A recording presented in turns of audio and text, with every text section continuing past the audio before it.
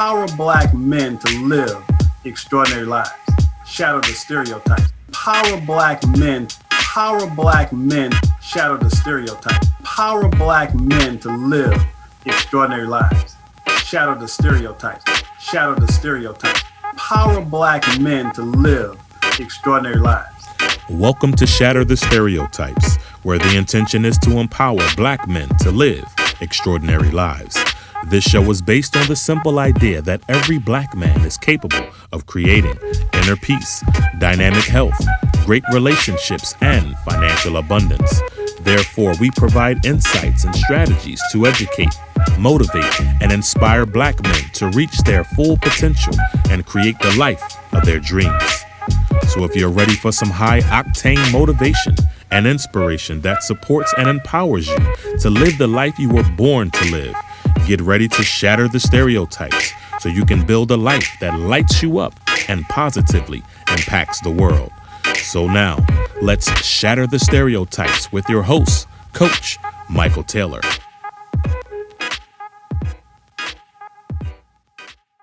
Hello and welcome to Shatter the Stereotypes, where our intention is to empower Black men to live extraordinary lives. You see, there's never been a shortage of Black male role models. There's only been a lack of exposure of those role models. So the intention here is to showcase and highlight Black men who are doing remarkable things in the world. And joining me today is a guy who is doing just that. His name is Richard Newby. And a few weeks ago, I ran across an article that he wrote about a series that I absolutely loved, which is called The Falcon and the Winter Soldier. And I thought, wow, this is a guy that I've got to have a conversation with because he and I both have two passions. Well, he may have more, but two passions in common: writing and movies. So it is my absolute pleasure and honor to welcome Mr. Richard Newby to the show. Richard, how you doing today, man? I'm good. Thank you for having me. All righty. Well, again, really excited about this conversation because, as mentioned, we share a couple of passions.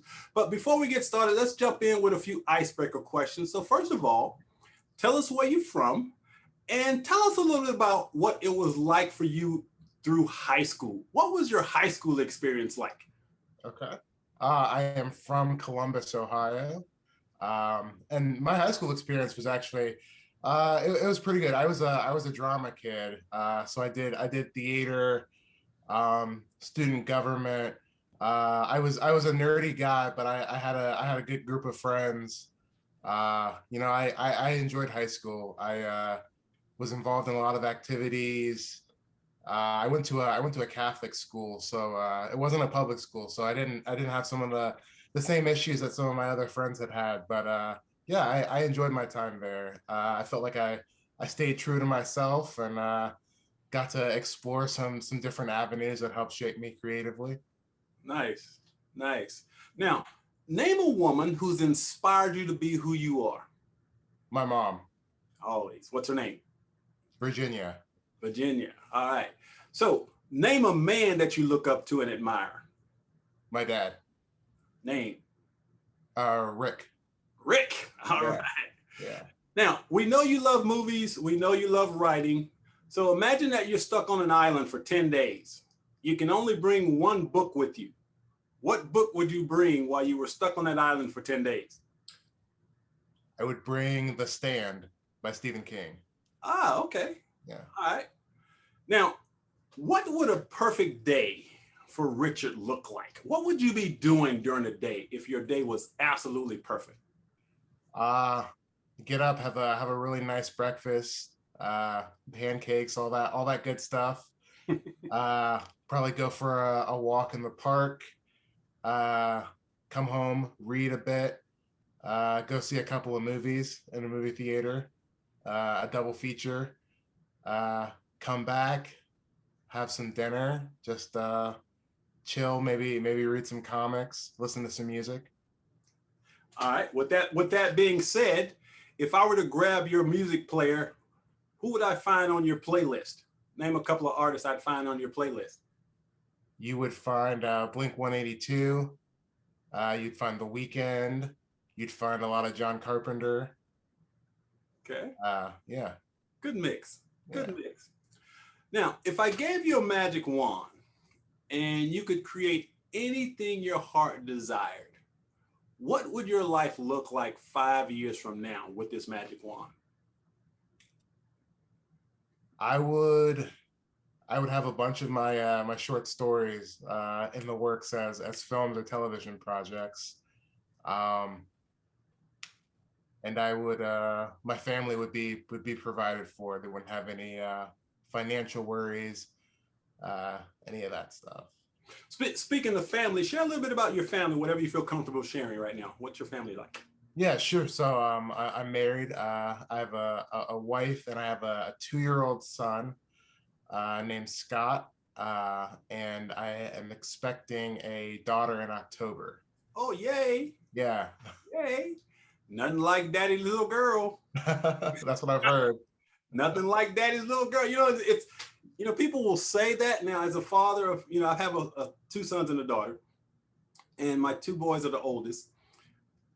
And you don't love your daughter differently, but it feels different. It's something, I don't know if it's paternal or something, but there's something about those daughters, man, that just, and I personally, when I first wanted to have kids, I always wanted a daughter before I wanted a son for some reason. And fortunately, I've created an amazing bond with my daughter, who is now 34. But yeah, it's a wonderful, wonderful experience. And I love the fact that in this conversation that I have, Shatter the Stereotypes, because there's so many negative stereotypes around Black men and fatherhood. Yeah. It's good to hear, that brothers are having families and loving their families and doing all of that. So glad to hear that. Yeah. Now, there are some people who are pretty pessimistic about the future in general, while others are somewhat optimistic about the future. So where do you fall on that spectrum between optimism and pessimism for the future in general? Where do you fall? I'm more on the optimistic side. Honestly, I think I was a little more pessimistic before I had my son. But I think having him has pushed me more towards optimism, because I want, the world to be a lot better for him. There are certain realities, of course, that I think are undeniable. But yeah, I have to have faith in the future and it being better than how things are now for him. Absolutely. All right. So now I'd like you to introduce Richard the Professional. So tell the audience about what you do. All right. I am a film and entertainment journalist. Primarily, I contribute to the Hollywood Reporter, but I also write for Fangoria and Inverse, and I've been featured in the New York Times and Sci-Fi Wire as well.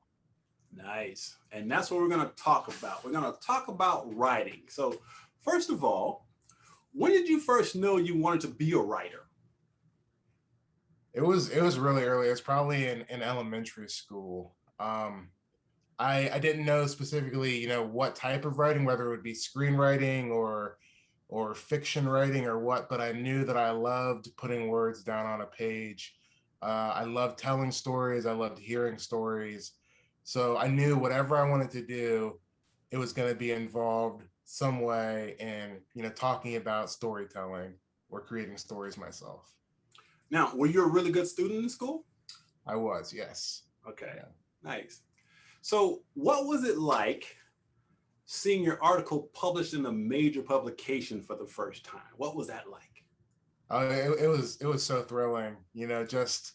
I worked a long time for free, either on blogs or, for other sites, just to kind of get my name out there and hone my skills. But, the first time that I appeared in a professional publication, was a huge deal. Celebrated with my family and everything. Yeah, it was great. That's awesome. Yeah, I had this has been in early 90s, I guess. Oh, as a matter of fact, it was during the OJ trial. You remember the OJ trial, I'm sure? Yeah. And obviously there was a lot of racial tension and everything. So I wrote this article, and I actually went to the Houston Chronicle. I live in Houston.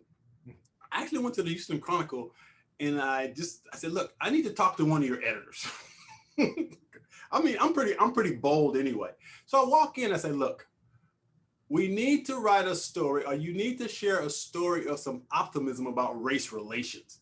And the guy's eyes kind of opened up and kind of perked up. He goes, what do you got? I handed him my story. I said, look, man, just check it out. And he loved it. And he published it in the Houston Chronicle. I was like, what? That's awesome. Yeah. So, and that was the first time I'd actually been published in something other than writing books, but, you know, publication. So that was kind of cool. But I was so torn, obviously, by the trial in itself. Obviously, the whole, again, stereotype about Black men and all that. But just collectively as a country, I just felt like we needed to try to do something positive.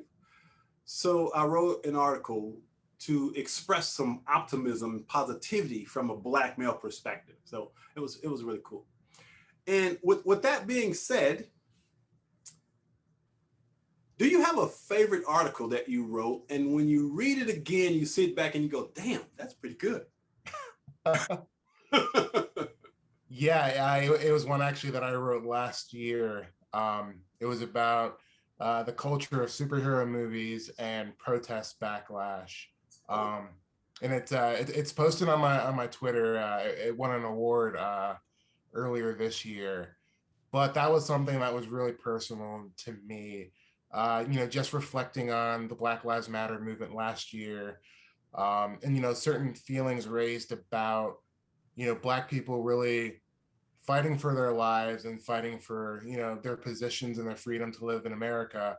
You know, I think that specifically as an American society, we are fascinated by these stories of superheroes, you know, who fight for justice, who take matters into their own hands. I mean, it's probably our most popular form of entertainment right now.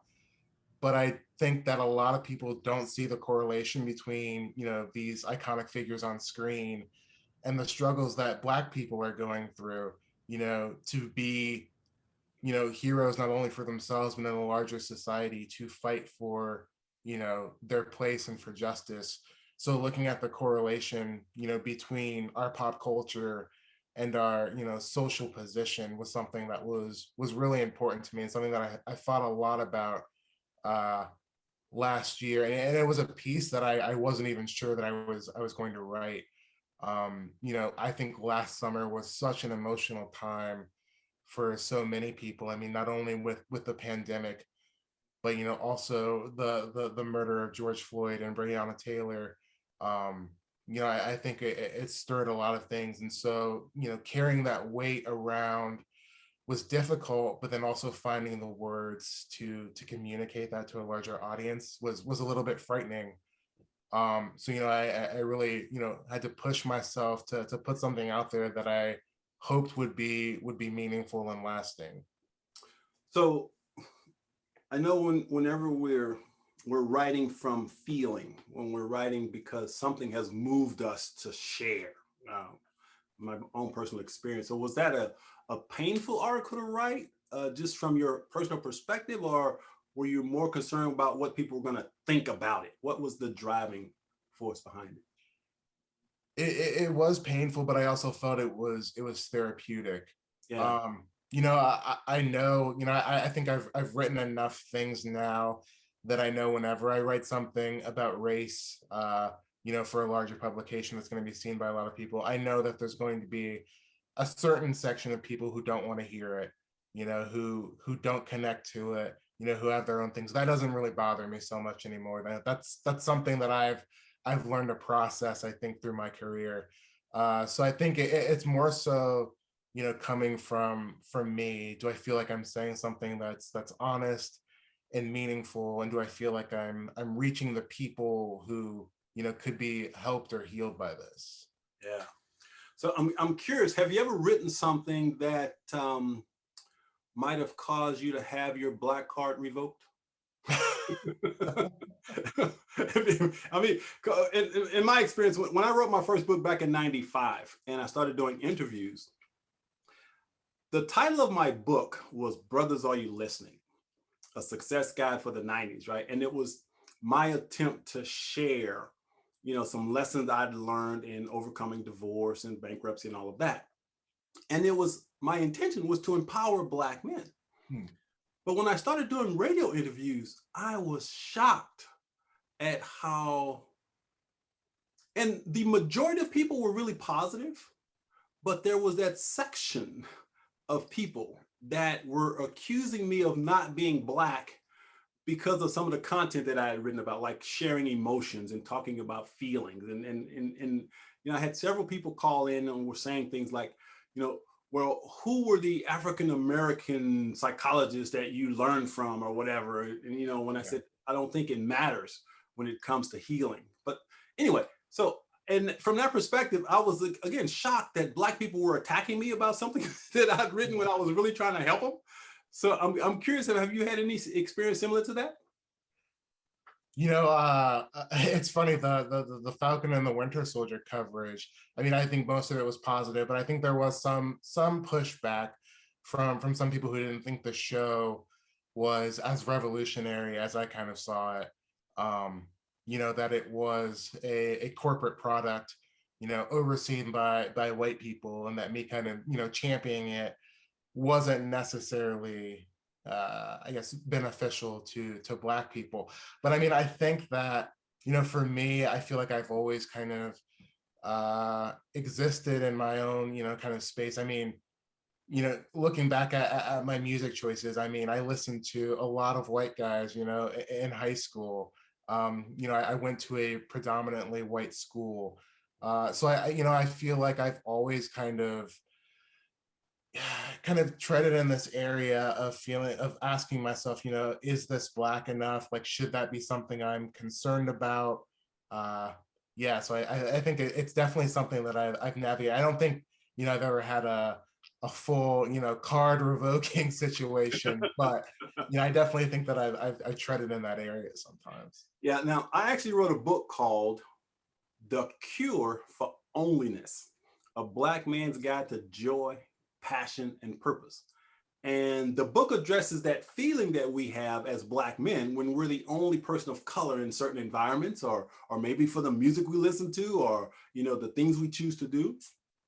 So I'm sure you've had that experience, as you just kind of mentioned. Yeah. So I'm curious, how do you deal with it? How do you reconcile who you are with who society expects you to be as a Black man? I lean on my mom a lot. I talk to my mom a lot about this stuff. I think that she grew up, in a very racially charged time.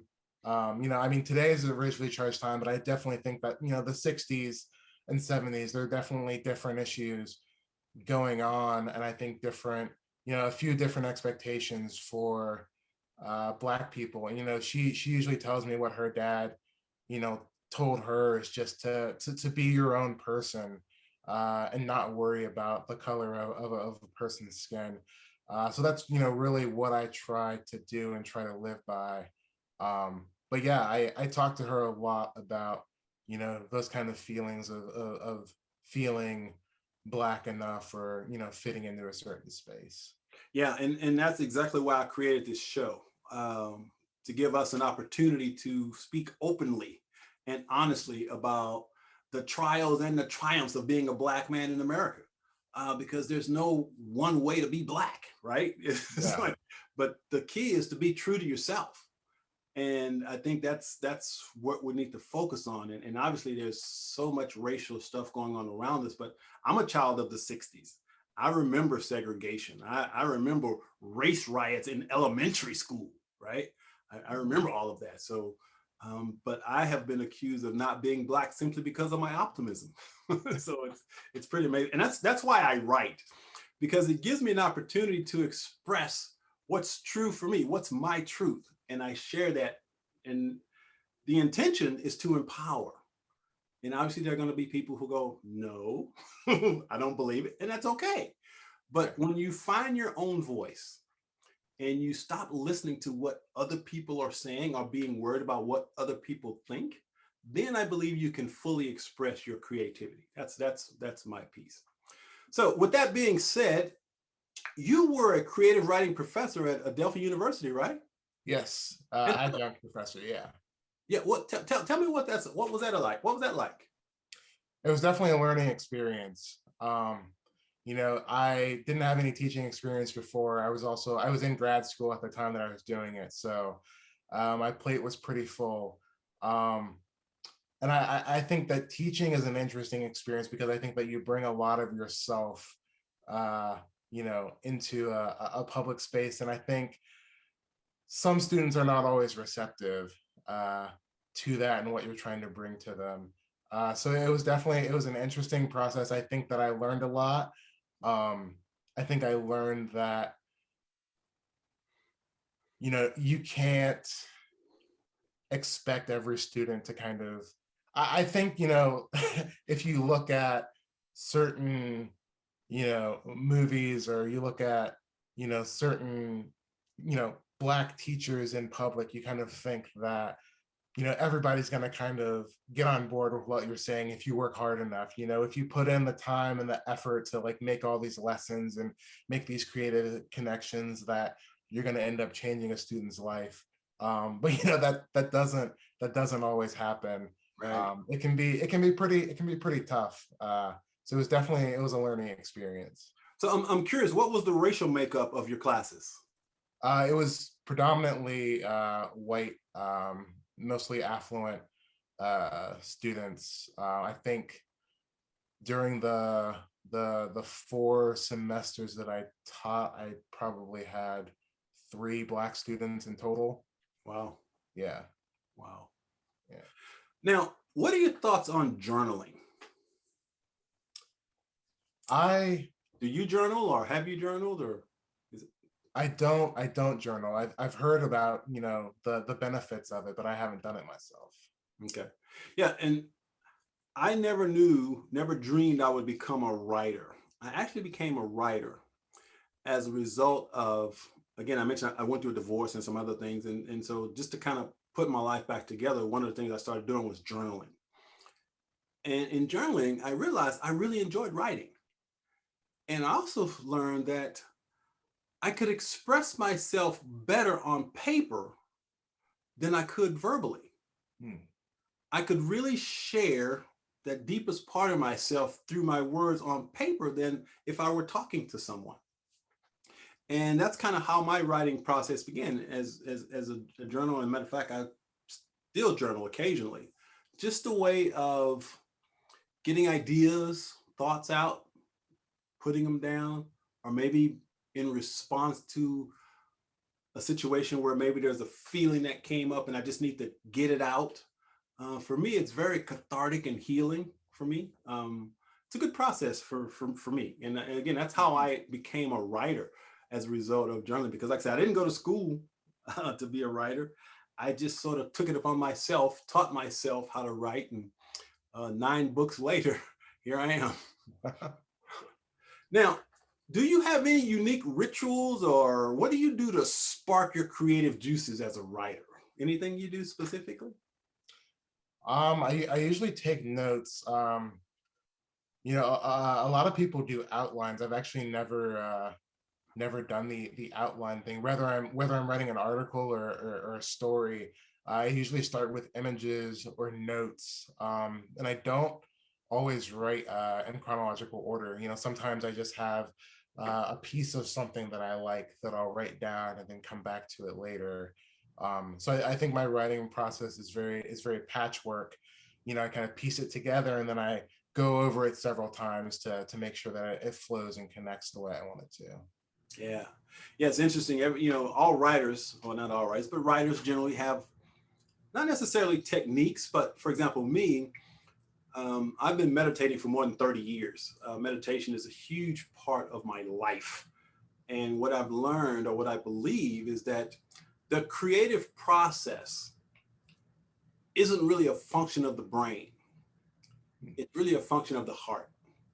And when you get into that zone where ideas just kind of flow, for me, it's spiritual. It's really a spiritual thing. And I can't explain it, but I use a process, what I call downloading, meaning when I write a book, I've never written, as you mentioned, an outline. What I'll do is I'll come up with the chapters that I want to write about, and I'll start taking notes about, okay, so what do I want to say in this particular chapter? And so I create these little folders on my computer. First thing I do is first come up with a title. And so my latest book is called The Good News Is the Future is Brighter Than You Think. Okay. So what I did was when I came up with the title and I wanted to share my reasons for optimism, I said, okay, so what I want to talk about? Well, the first chapter was called Being Human. And I talk about how the mind works and some subconscious stuff and whatever. So I just make little notes. And then every September is when I write my books. So I start in January and I start filling in these little folders of the chapters. And then when I sit down in September, it's amazing how I download the book because I know that it's much bigger than me. I know that I'm divinely connected to something because my books, when they come out, the way you read them in your hand is exactly how it comes out of my head. My editor asked me, I don't understand. I don't have to do any corrections or sentence structure or whatever. She says, your thoughts just flow. I said, yeah, I just download the information. So it's an interesting process for me. Like I said, I've written a book a year for the past 6 years. Wow. And yeah, it's to me, it's divinely inspired. So with that being said, now more than ever, we definitely need positive Black voices to share stories and information and motivation. So do you believe it's easier now for Black people to have their voices heard and their stories told? I do. Yeah, I definitely think that, we're moving in that direction where we can see, a lot more Black voices getting out there, but also, doing different types of writing. I think that before there was an expectation or a weight that, Black people could only do certain types of things or cover certain types of things. And I think that we're kind of moving away from that and seeing more opportunities. Because I mean, as we were talking about earlier, Black people have so many different types of interests. And I think that, in the writing industry, sometimes we can be pigeonholed into, only being able to talk about Black things or cover Black things, or at least, what larger society considers to be Black things. But I think that, now we're starting to see a lot more avenues open up. Yeah. So what advice would you give to men of color who may be considering writing as a career? What would your tips be? What would you tell that guy to do?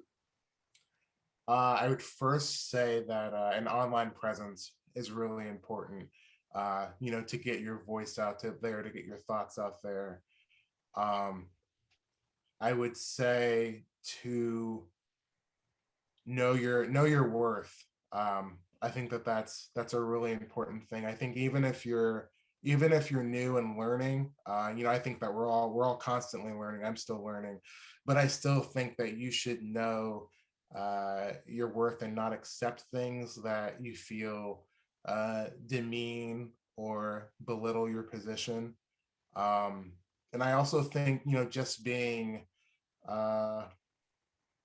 open and honest in terms of accepting assignments. If you don't feel comfortable covering something, I don't think that you're obligated to do it. I think that you should be allowed to give yourself options to look at, different choices in terms of coverage. Especially, I mean, if you think about just in the world of journalism, if you think about all the different topics that white journalists get to cover, you should be afforded the same opportunities. Yeah. And again, I'm an optimist. I consider myself to be an irrepressible optimist. I'm so excited about the future, I can barely contain myself. That's just me. But, the one thing that I always tell people, especially Black men, is to find your own voice. Be true to yourself. Because like I said, I believe in infinite possibilities. And with technology today and access to information that we have and access to technology, there's no excuse for us not to do what we want to do. Again, this does not deny that racism and discrimination, all that's still alive and well. Nobody's denying that. Yeah. But at the same time, if we're willing to put forth the effort, it is my belief that there is absolutely nothing we can accomplish if we want it badly enough. That's a lesson that my mom taught me when I was about 6 years old. I was born in the inner city projects of Corpus Christi, Texas, and we were basically the poster children for poverty back in the 60s. But my mom told me, and I'll never forget when she told me, she said, Michael, if you want something badly enough, there's no one or no thing that can keep you from attaining it except yourself. And that was ingrained in me at a very early age. And as a result of that single lesson, I never saw being Black as a disadvantage. I simply knew, based on what she said, if I wanted it badly enough, I could have it. And so I've far exceeded what society says, you know, a young Black male with only an 11th grade education could accomplish in life. So again, I am an optimist and I believe that anything is possible.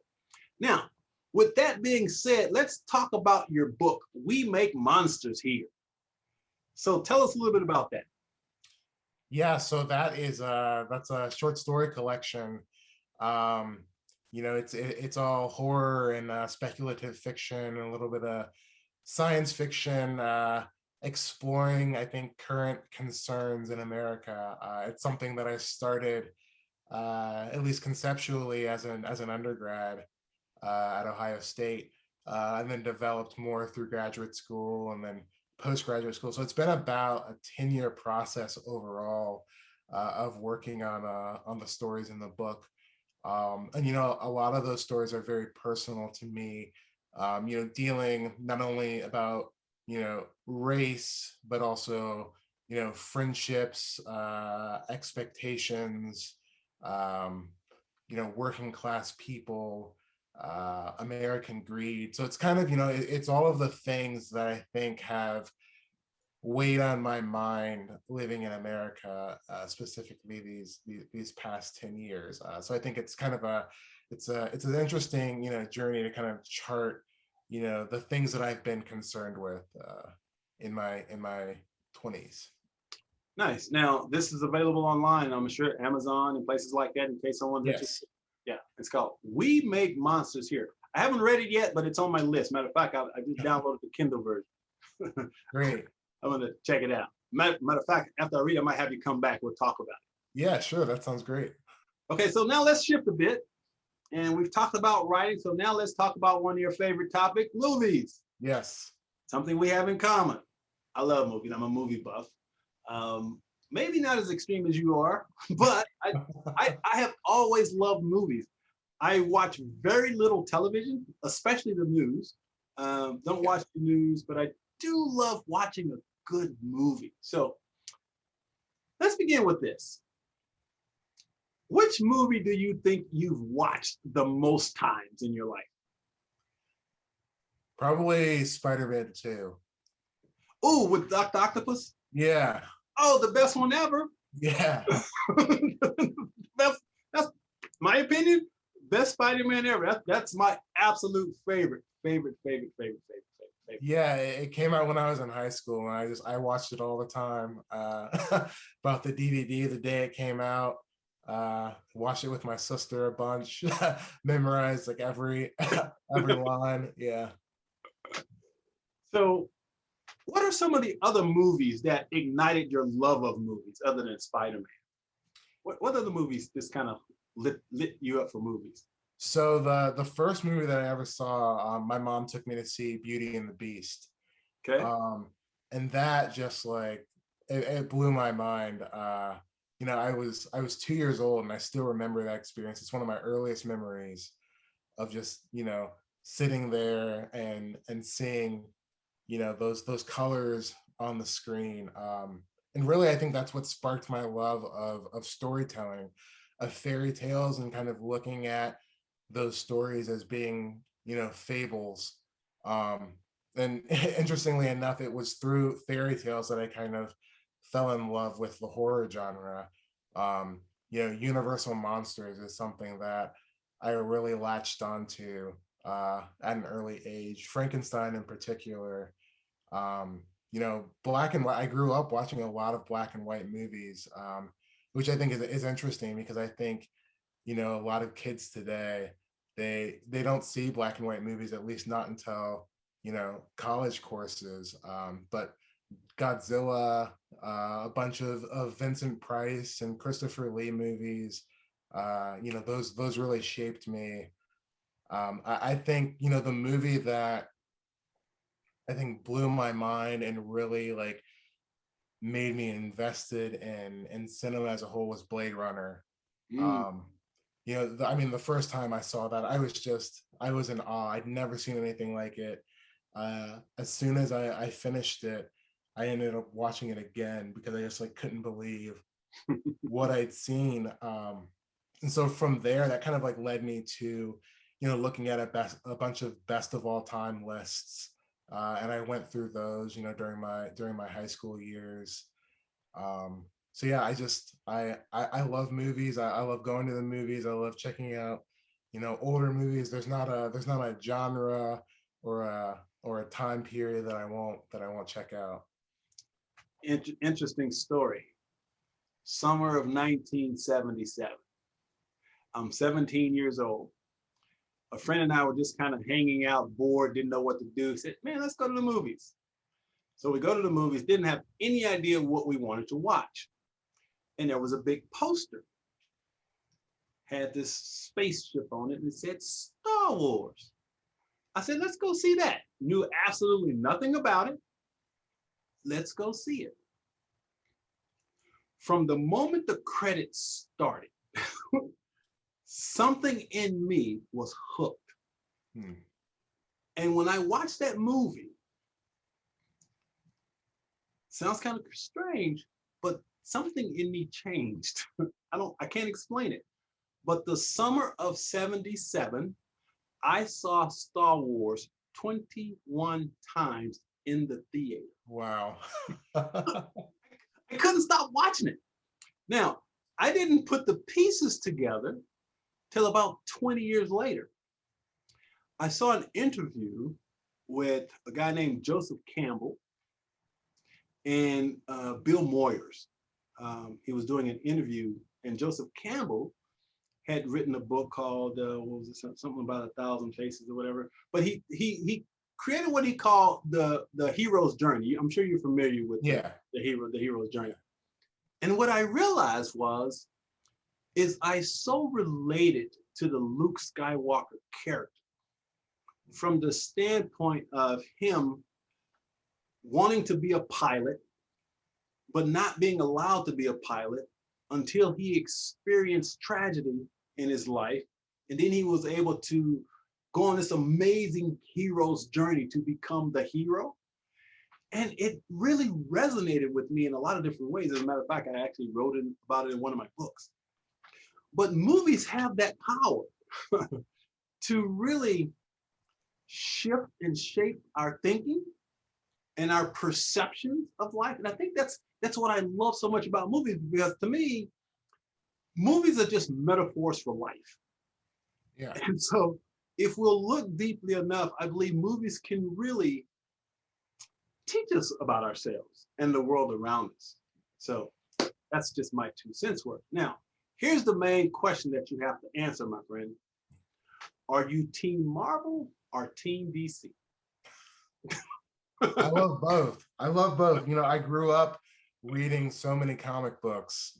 And I never had a preference for one or the other. I love Spider-Man, I love Batman. Those were my ins to comic books. And so, they've always been, Marvel and DC have always been simpatico for me. I've always loved both. Yeah, and I'm with you. You obviously don't have to choose a side, right? Now, I will say, though, I think Marvel is way ahead of DC when it comes to movies. Yeah. I think they're, because I'm just blown away how they were able to take all these individual characters from the Marvel universe and tie it all together. And like when they did Endgame, it's amazing how it all fit. I mean, the storyline just sort of fit. I just love how they did that. Yeah. I love the MCU. It's such a thrill. So actually, my wife and I, we started dating in high school. but Iron Man came out the spring that we were seniors, and so we went to the midnight showing then. And ever since Iron Man, we have seen every single MCU movie opening night together. So Nice. it's kind of been our ritual, and we've always, kind of shared this bond through the MCU movies. So it's pretty special to me. Well, that's awesome that you guys have that similar interest to watch movies. Yeah. Like my wife and I, we love going to the movies. Yeah. As a matter of fact, it was almost like a prerequisite before the person I was going to marry. Yeah. You like movies? Do you like movies? so she, yeah, and we both love movies, which is really great. Now, I was first introduced to your writing when I read your article about the Falcon and the Winter Soldier, and I want to read a couple of comments from your article. Sure. For those of you who are watching, spoiler alert, we're going to be talking about this series, and we're going to give some stuff away. So if you don't want to hear it, you might want to mute this, turn it off, or go somewhere else, because we're gonna dive into this Falcon and the Winter series. So first of all, I want to read this, and this is what you wrote. It says, for all the action beats, character deaths, and reveals in the 6th and final episode, the scene I keep coming back to is Sam, Isaiah Bradley, and Eli Bradley at the Captain America exhibit in the Smithsonian Air and Space Museum.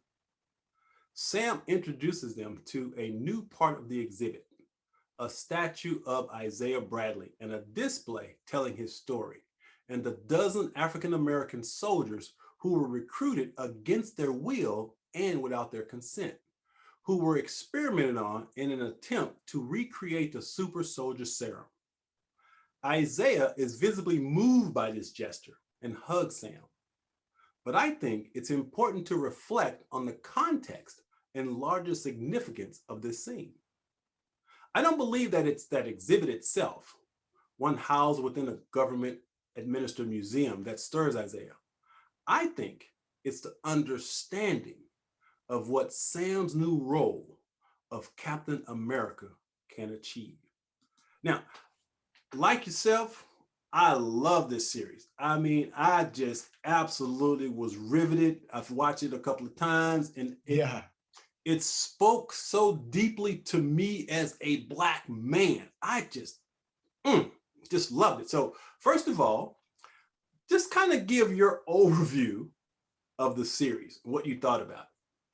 Oh, I loved it. I was in from the get-go, from the first episode where Sam Wilson and Rhodey, Don Cheadle's character, have this conversation about why Sam gave the shield to the museum and why he didn't take up the mantle. I mean, for me, like, that was when I knew that this series was going to be special, because that was the first time that we'd really seen two African American characters actually have a conversation, about their place in this world and about their legacy, and especially as two characters who have been the support and the best friend, character to, two prominent white guys, Steve Rogers and Tony Stark.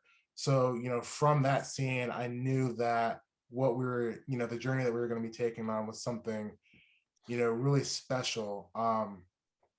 And I love the way that the series, allowed Sam to reflect on his position in America, but also that America means different things to different people. And the thing that I kept coming back to, watching the season was Martin Luther King Jr.'s "The Other America" speech, where he talks about two Americas. And I think in this series, you look at the different characters. You look at Sam, you look at Bucky, you look at John Walker, and you see these different sides of America. And I don't think that any of them are necessarily wrong. They're all different. And so I think Sam has to kind of navigate the fact that America, and therefore Captain America, doesn't mean one thing to all people. So I feel like it's the emotional and psychological journey that really drew me in. Plus I think that I love the fact that the show just like highlights Black life and like Black people enjoying themselves. Some of my favorite scenes are the ones in Louisiana with his sister. Yeah. Um, and and her just relationship with the locals, like selling hot plates and the community coming together. I love the cookout scene at the end. All of that was just great because it reminds me of the stories that my parents have told me about living in a tight-knit community. Mm. I think that the emotional impact of the series is really what grabbed me. I mean, I love all the action stuff. I love the larger MCU connections.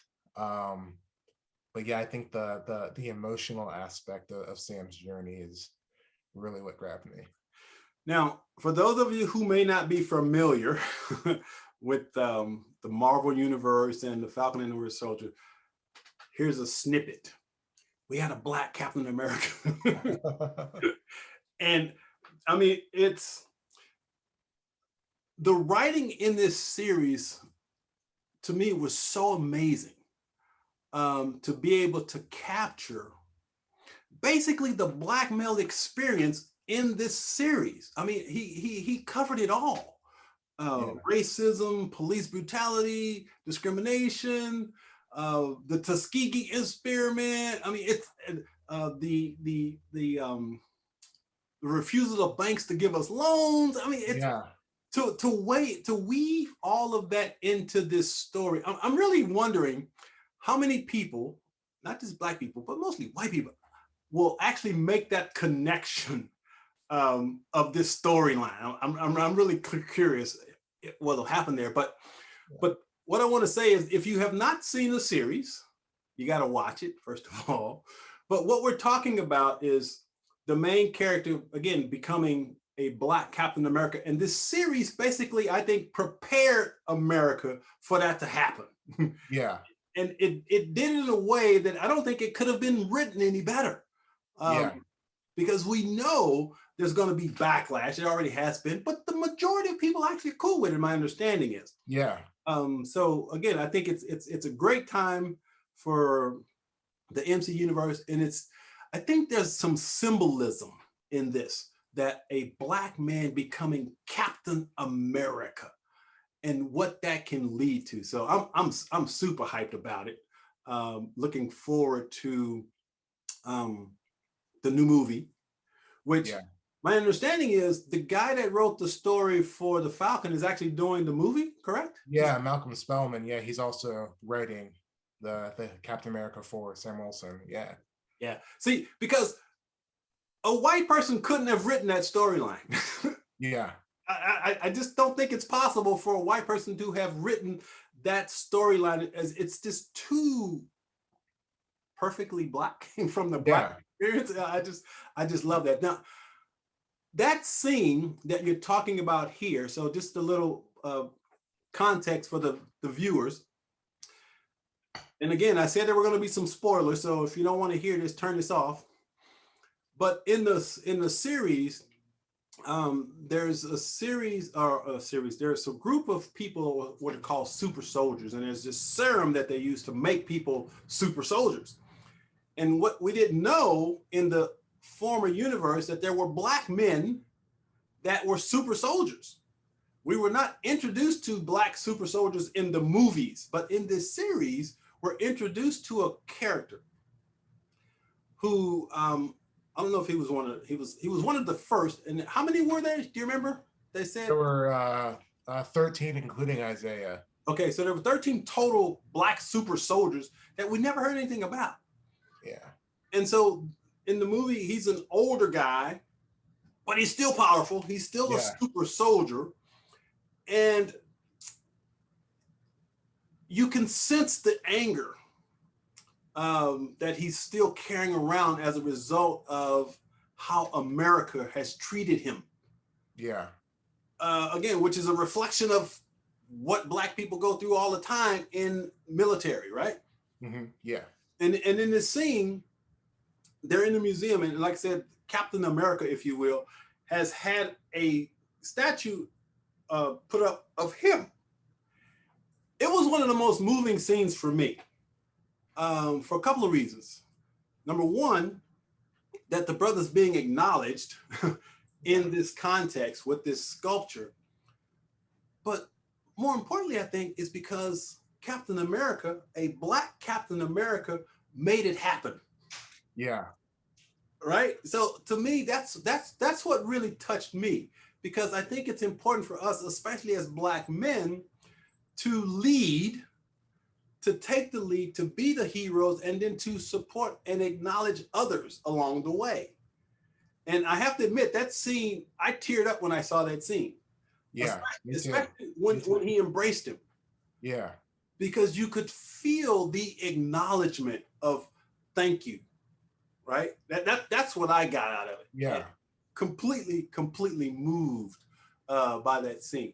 So I want to read another piece that you ended with that I absolutely loved, and it's so powerful. And it says, Sam's success as Captain America relies on acknowledging the past and the present, but he can't remain there. Rather than simply react to the world, Sam must be proactive for his role to have any meaning, even if that means breaking free of certain tropes associated with the suffering black hero, the noble Negro, which we've clung to in our attempts to bring realism to our media. There's a place for realism, certainly, but when it comes to the first African American superhero, there is an opportunity to dream beyond the harshness of reality. If Sam becomes Captain America only to end up like Isaiah Bradley, which is the black super soldier we were just talking about, then his taking up the mantle only becomes an effort to wallow in reality. I don't think seeing Sam face the wrath of racist neighbors in red hats, get pulled over by cops, or thrown in prison again is what we need to see. What seems more revolutionary is to see Sam soar, even in the face of inevitable setbacks, and actively do the work to create a better America where children like his nephews don't have to imagine the experience of being the black Captain America in the future being exactly the same as being a black person today. Sam Wilson, as Captain America, has the opportunity, like his predecessor, to become a man out of time. I love that. Thank you. I absolutely love that, because, again, this is revolutionary, groundbreaking, whatever you want to call it. Once again, to have a black man be Captain America, it opens the door, I believe, number one, for more acceptance of us as superheroes. Yeah. But also to, again, as you put it, not be the suffering black hero and the noble Negro, as you put it, but just to stand on his own as a superhero, so that kids can look up to and say, wow, I could be that. So can you talk just a little bit about that piece, how you came to that? I love that piece. Thank you. Thank you. Yeah, I think so much of our media today, you mentioned that you don't watch the news, and I don't watch the news either, because I think that our screens become so bogged down by images of Black people suffering. And I think that, it hurts our idea of progress. So, for me, to look at Sam being Captain America, it's, it's not about, him existing to be a commentary on the news, right? We don't want to just like plug Sam Wilson, Captain America, into our modern news cycle. We want to see him go beyond that. We want to see him better America, and I think that when you go back to the original concept, of superheroes, they were there to, push humanity forward. They were ideals. And I think that, partly because of the 80s, I think that we kind of got comfortable thinking about superheroes existing, only in our reality, just reacting and not being proactive. It's just, things are bad now, so we're gonna have, superheroes just react to the badness, but they're not actually changing anything. So for me, just like seeing Sam, as Captain America, which as a kid, growing up and loving Captain America, I never imagined that we would see a Black Captain America. So just like this idea of, the future being better, I think that we can do so much with that in terms of having, a Black Captain America, in terms of, you know, looking at a future where it is, it's Black people lifting each other up, and I think that that's what's so key about that monument for Isaiah at the end. Yeah. It's, it's a Black person lifting another Black person up. And I think that that is like so key to, what Sam's role as Captain America can be. So, it was just me thinking about, what I would like to see, what would inspire me, it's not just a Captain America who's Black, it's a Captain America who's Black and can make a better future by being proactive. Yeah. And again, I think this is why it's so important for us, especially as Black men, to share our stories and to contribute to this new conversation, I'll call it, about possibilities for Black folk. As mentioned, I'm an optimist. That's the lens through which I see the world. And when I see people like yourself that are writing these articles and sharing your truth and stories, it fills me with optimism and hope. And I'm like, damn, we got this. We really got this. Now, so we're about to run out of time, but are you okay with time? Can you run for a little bit longer? Yeah, I'm good. Yep. Okay, good. Because a couple of movies I want to talk to you about. I don't want to get stuck on this one, but this was my introduction to you as a writer, which again, I really love your writing. I highly recommend, if you're watching this, if you haven't checked them out, check them out. As a matter of fact, Richard, tell them where they can find you to read some of your stuff. What's the best place for them to find you? So I'm on Twitter at Richard L. Newby. Also, if you go to the Hollywood Reporter and type in Richard Newby, all of my articles for them will come up as well. Also, if you search Richard Newby on Muckrack, you'll find all of the stuff that I've written for other places as well. Nice. And there'll be a link below this podcast, which would be the best? Which would you like me to link them to? Which, the Muckrack one, or which one would be? The Muckrack one would be great. Yeah. Okay. Yeah, the Muckrack one's I read that one a lot. So yeah, I'll link it to that one. Cool. So we talked about a series, Falcon and Newby. So now we're going to talk a little bit about a couple of movies, just to kind of. I could chat with you all day about movies. I just love movies. But one movie that just really kind of blew me away, and unlike yourself, I'm not a huge horror fan, but I have no problem watching horror movies. But a movie that was classified as horror, and I didn't really see it in that category, but I can see how it fits, was Get Out. Yeah. And I got to tell you, when I saw the trailer, my wife looked, I don't want to see that. I said, I want to see that. I want to see that. The trailer hooked me. And so when I go to see this movie, we go to the theater. And I tell you, Peele, dude, that guy, so creative, so imaginative, to take that horror genre and to weave in. And again, this is why we need Black writers, right? Yeah. To share these stories, because as I watched that, I was like, holy shit, this is really deep. I mean, you gotta, if you really pay attention, it's so deep. And one thing that I was hoping in the movie, I was hoping that his girlfriend didn't know about her parents. Yeah. And she wasn't going to be a part of it, and it was going to be kind of like a aha moment for her that her parents were these crazy racist people. Yeah. I was just kind of hoping for that, but anyway, the movie was really cool. So just give me your thoughts on that movie. I mean, I love it. It's brilliant. I love the way that Jordan Peele, mixes, certain racial realities with horror, with humor. I think it made a lot of people think about things in different ways. And as someone who is, in a interracial marriage myself, that was just kind of fun to see some of the dynamics that come from, extended family or from, other people who, see you, within this context, how other people look at you. I think that's always, interesting as well. But I mean, the sunken place, I love the fact that that has become like part of our cultural Yeah, lexicon. absolutely. Yeah.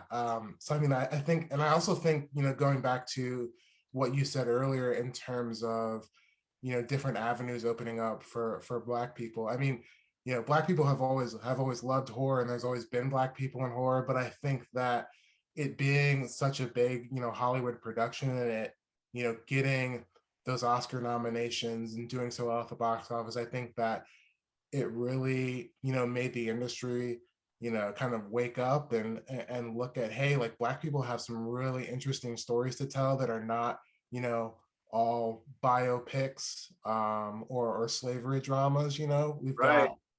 got some pretty crazy and fantastic ideas.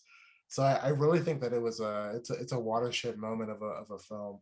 Yeah, it's just so amazing. And what was his friend's name? Rod? Was it Yeah, Rod. Rod? Yeah, Rod made it for me. yeah, I mean, he was like that dude you hung out with in high school, right? Rod was just that yeah, friend that you'd want, he'd have your back, right? yeah, He was so cool.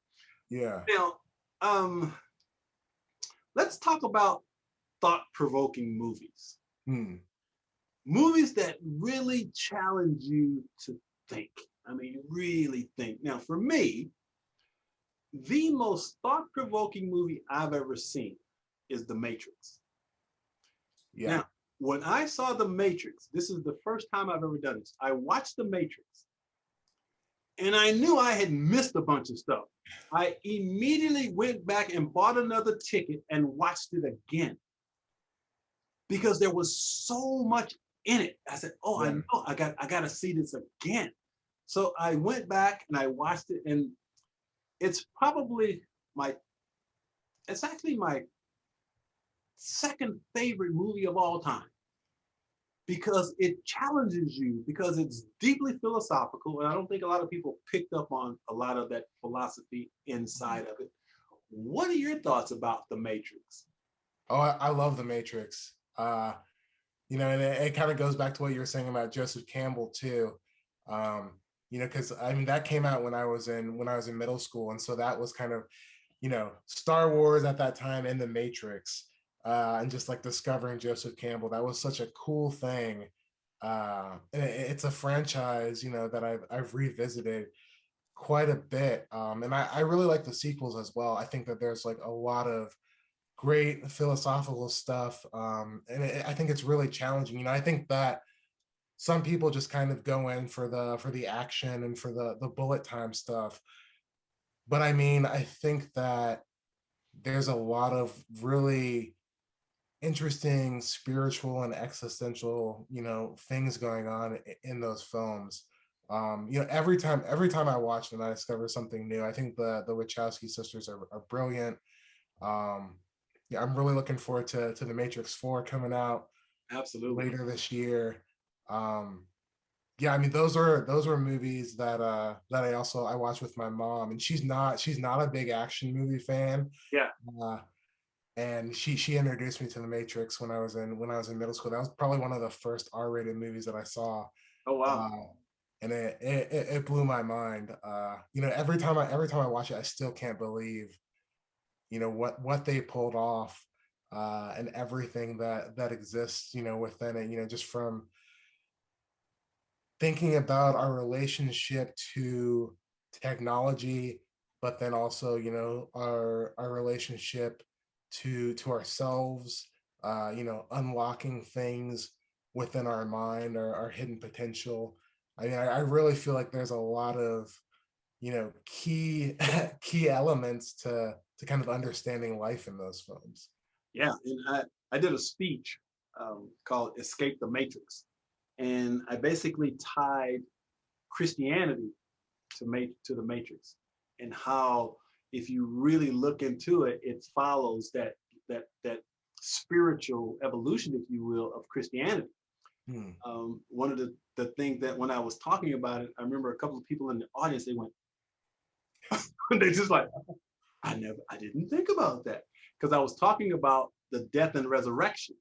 Remember when he dies in the first one? Yeah. And he's resurrected because of love. Right. Because you remember, what's her name? Trinity. Trinity. When Trinity kisses him and says, I love you, and his heart starts beating again or whatever.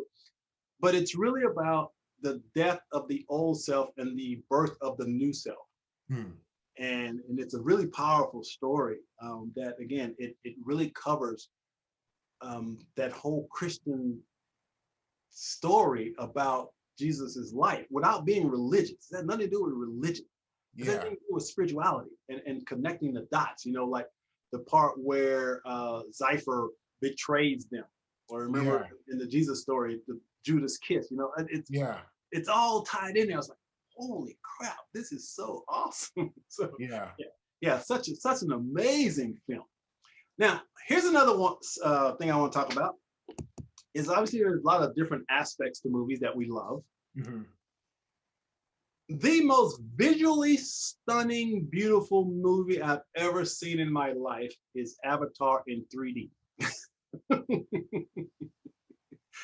I was absolutely blown away by, and James Cameron is just a genius. I mean, he is. I didn't realize he actually had drawn most of the characters and the plants and stuff in the movie or whatever. But when I saw that in 3D, I mean, I was so immersed into that story. It's like I'm there. Visually, just holy, and I love color. It's just, me too. I love color. But tell me a little about what are your thoughts about the movie Avatar? I really like Avatar. I'm a big Avatar fan. I actually saw it opening night, and it was funny. I did see it in 3D. It's the 3D experience that has yet to be topped for me. So I'm waiting for Avatar 2 to to top that one. But when I saw it on opening night, it was before it kind of took off and became what it became, and so it wasn't a packed crowd. It was me and some friends. And like you said, like it was so immersive. I immediately knew that it was going to be something special. And I'm a big James Cameron fan as well. But again, like I think that Avatar is playing with the hero's journey. It's so entrenched in Joseph Campbell, and I love that hero's journey cycle. But also, I love the environmental concerns that the film raises. I'm a big proponent of protecting the planet and environmentalism, and so I love that he was able to, put that message in there within this big, action spectacle. But I mean that third act battle with Jake Sully and Quaritch and the Na'vi versus the military. I mean it's astounding work. It's probably one of my favorite third act final battles of all time. I can't wait to see what he does with the sequels. I'm a big fan of it. Yeah, I'm just dying for that next sequel. Now here's the part that, I mean, the whole movie, again, it's my third favorite movie of all time. But here's the scene that I loved. During the battle, remember Neytiri's up against the tree and they're getting wiped out. They're just losing everything. And she's sitting there and she's about to try to come and fight, but she would have gotten killed. He said, stay there, whatever.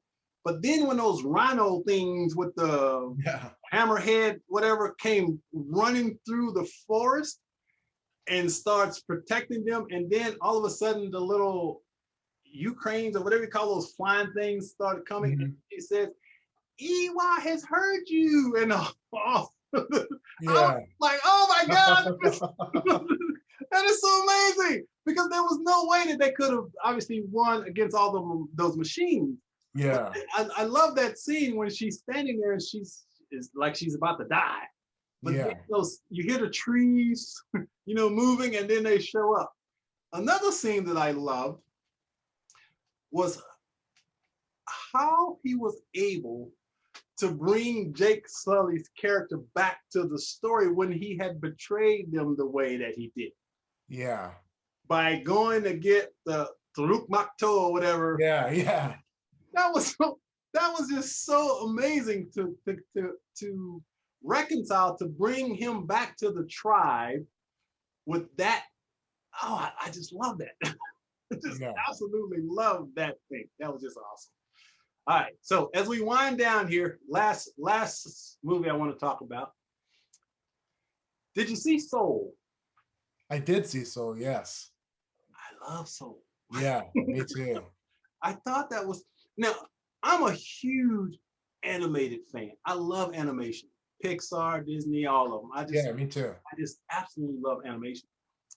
And Soul, like all of the other films before, it's just so beautifully illustrated, but the story within it I thought was so amazing, and the musical score I thought was just awesome. So what are your thoughts on the movie?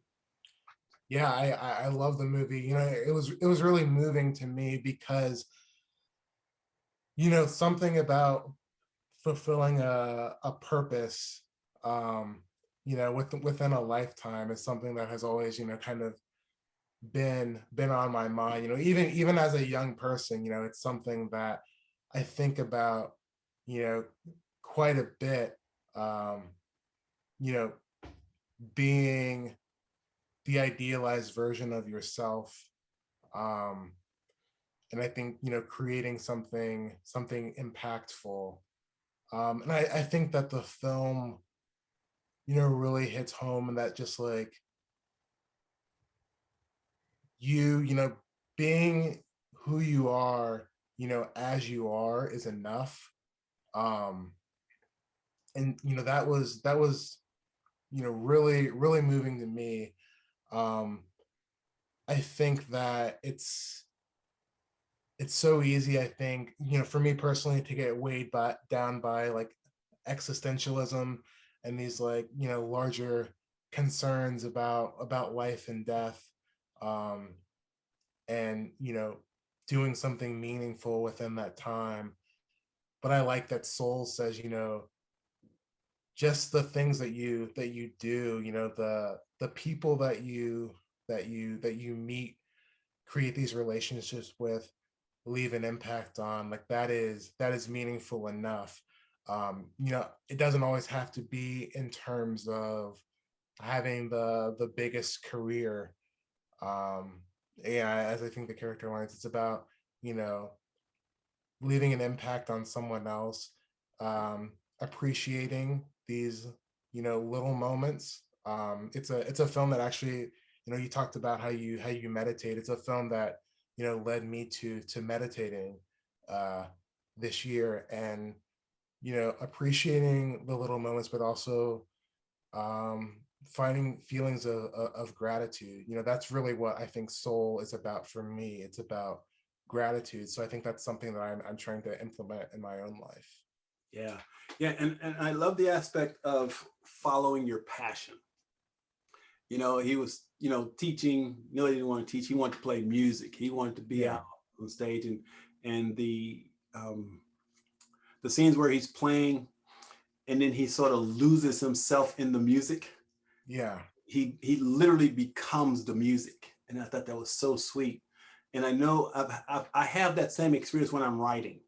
It's like I fall into this place where I'm just one with everything, and it's just an amazing experience. And from a spiritual perspective, I also believe that the whole process of the movie about souls coming to Earth and finding our purpose, it was meaningful to me thinking about that, because I one of the things I coach on and teach on is that I do believe that every human being has a divine purpose.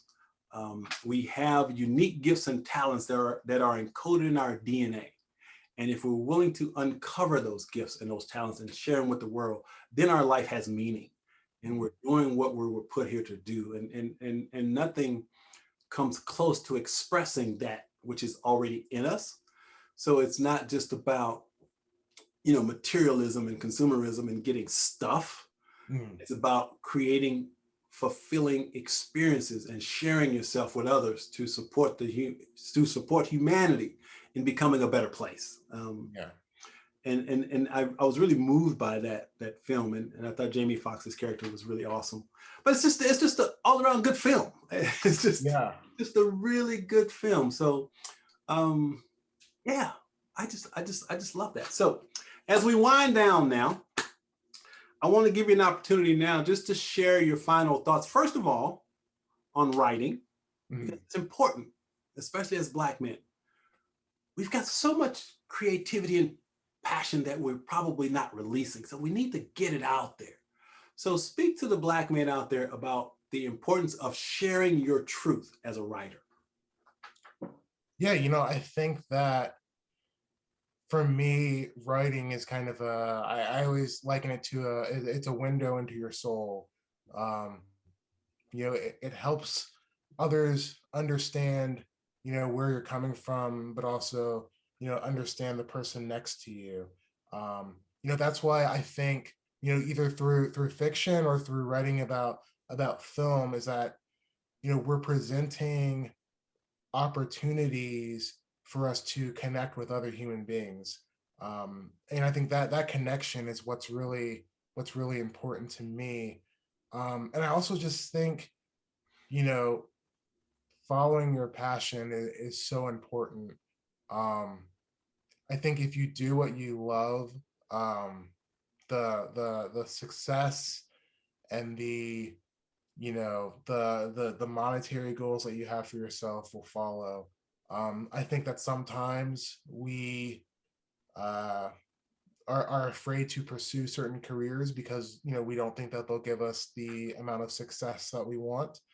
But I think that if you put the passion that you have for something out there, then I do think that success will follow, and it's not always immediate. One of the things that I've learned a lot over the years through writing specifically is the importance of patience. Yeah, absolutely. I have been interested in writing, all my life. I went to school for it. And, I always thought that, by, 22, I should have a book published. I set these certain markers for myself of what I thought, things were supposed to be, how things were supposed to go. But, that's not always realistic, but that's also not necessary. I published my first book, this year at 31, and I feel just as excited about it as I would have then, but I also feel like I have, more knowledge and more experience. So I definitely think that, appreciating that things take time is important. I did a lot of writing for free for a long time, before I landed the career that I have today. And looking back, 7 years ago and thinking about the frustrations that came with doing work for free and feeling like I should be more than I am at this time. It all kind of pales in comparison to this moment right now, and appreciating those experiences that have led me here. So I think that every step in your process is important to shaping you. Every experience that you have, you might not be able to see it at the time.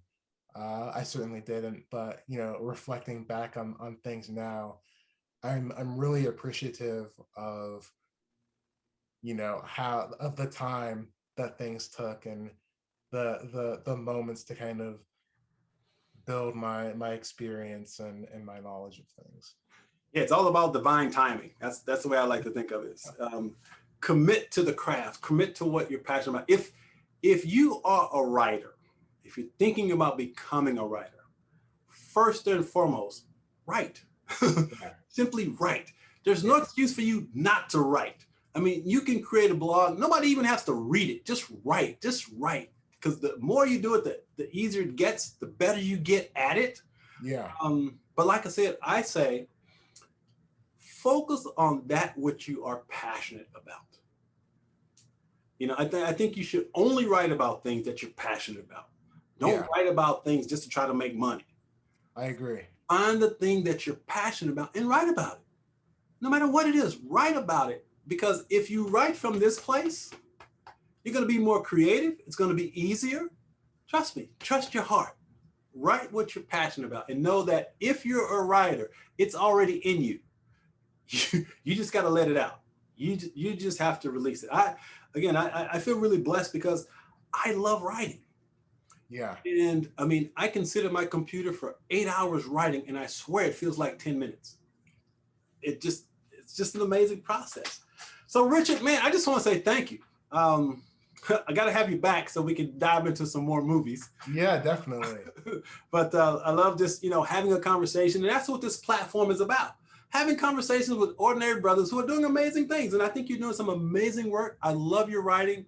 Love staying connected with what you're doing. And I'm really appreciative that you took an hour of your time or so to come hang out with us on Shatter the Stereotypes, because you are shattering stereotypes, my brothers, and I appreciate you. Thank you, Coach. I really enjoyed coming on and talking to you. I learned some stuff from you too. I really respect what you're doing. This was a great conversation. I'd love to come back. Absolutely.